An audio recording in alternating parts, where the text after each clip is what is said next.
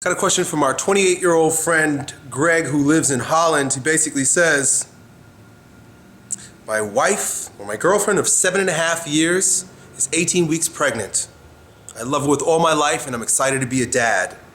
The reason for the message is for the following.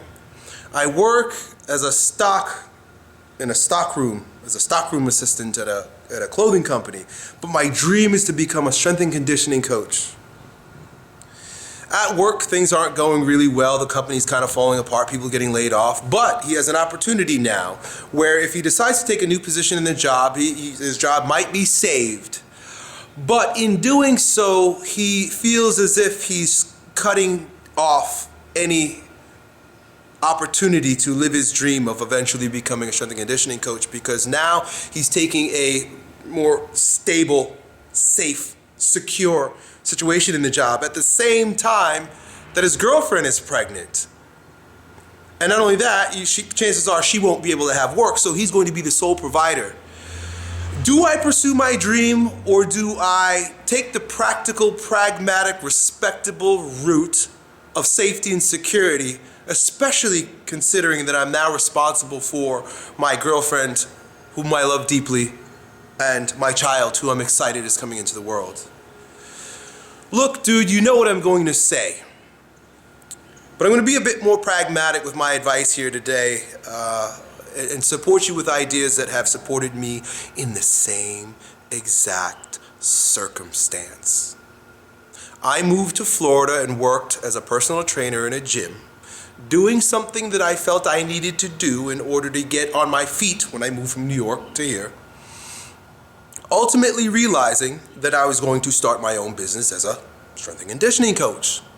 My wife had our first baby, Isabel. Isabel was about 4 months old when we moved down here.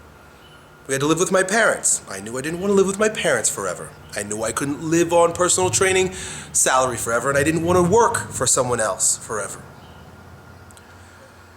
My wife also got pregnant within the mix of all this. So my second was on the way, and this was probably about 2 years later, but mind you, these things don't happen quickly. And I quit working at my job and started building my business with absolutely no idea, no safety and security, no idea how I was going to do it. I had no health insurance, and we didn't have Obamacare and shit like that back then.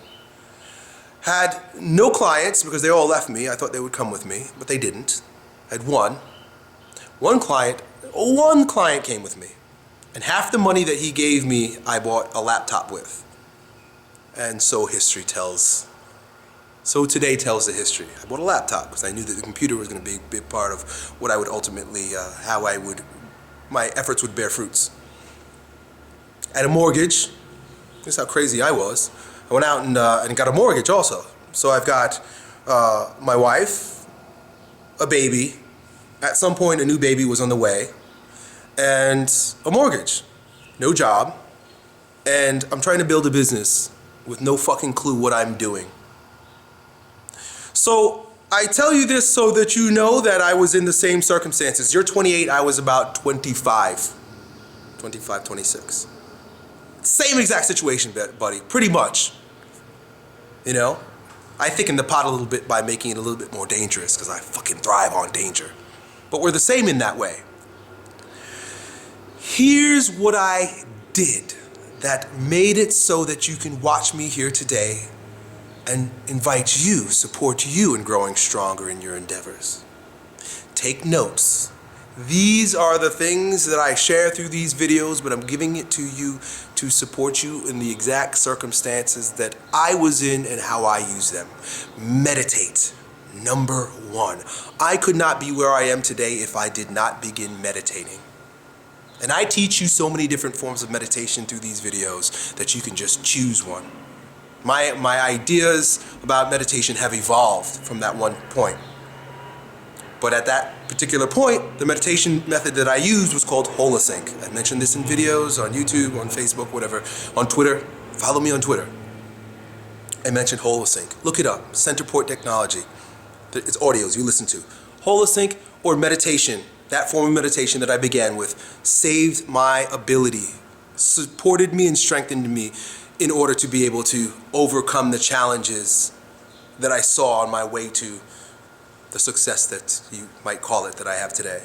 Meditate, my friend. I know it sounds crazy. Who has time? I'm working my ass off. I'm struggling here, scratching and clawing my way. Hungry. Meditate, Elliot? Hey, all I can offer you is my experience. And if I didn't meditate, I know I wouldn't have the wherewithal to make the choices that I made to get where I'm at. Affirmation and visualization.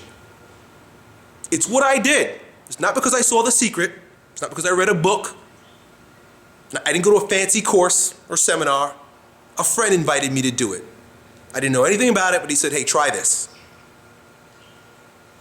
Visualize what you would want to have happen. Fucking crazy. My life today is a direct manifestation, almost identical to the visualizations that I used 10 years ago when I was ass out. I literally live in a neighborhood that I visualized. I have a gym the way I have. You know what? I picked up one of my books the other day that contain many of my affirmations and goals that I wrote out before I even embarked on this journey. And you know what it said? Mind you, there's no YouTube back then. I'm going to support the lives of millions of young men throughout the world in, I don't remember the language I used, but becoming the strongest version of themselves. The way I visualized it back then was me standing in a stadium speaking this way to thousands at once. Little did I know I'd be doing it, but through videos on YouTube. That's why you don't get attached to the visualization. You don't get attached to the goal. You get attached to the direction and the feeling, and you go with it. Visualize, meditate, affirm constantly.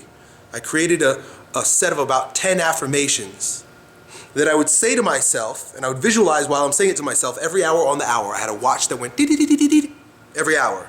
And I would stop whatever I'm doing. And if I was busy doing something that I couldn't stop, I'd do it as soon as I was done. And I'd stop and I'd visualize. And I'd affirm, I'd say the words and feel the excitement of the words. I'd use a system of neural linking, neural reprogramming to brainwash myself for success. And also, I studied marketing. So many people think they want to be entrepreneurs, business owners, and successful, but they're afraid to study marketing. They're afraid to study sales. They think there's something evil or bad about it. My friends, study marketing because it is your tool by which you serve the world. I talk to you because I study marketing, because I realize I've got to build up goodwill with a significant portion of the population within my niche that know, like, and trust me. Every one of these videos is a form of marketing. Just be practical about it. Do you see? I can see it that way, objectively. A good artist never falls in love with his art. He sees it for what it is. Study marketing, study sales. In particular, I would study Dan Kennedy and his form of direct response marketing. The guy is a genius, and most of my greatest ideas come from his work. And then, finally, keep going. As dark as it gets, keep going. As difficult as it gets, as much as it seems as if the world is crumbling down around you and there's no way out, keep fucking going. Use the motivation from the love that you have for your woman and your baby on the way. You can't stop because of them. See, most people stop because of them. They don't get it. They quit. They quit reaching for their dreams because of their family. You spin it around and use them to keep going. Do you see the difference there? Most people think that safety and security is some sort of magical heaven that they can land in if only they got that job and the regular paycheck. Do you see how unstable that actually is? Because companies come and go, rise and collapse, people get laid off, and your life was always in another man's hands. The most stable thing that a man can do is to listen to his heart and to follow it. Done.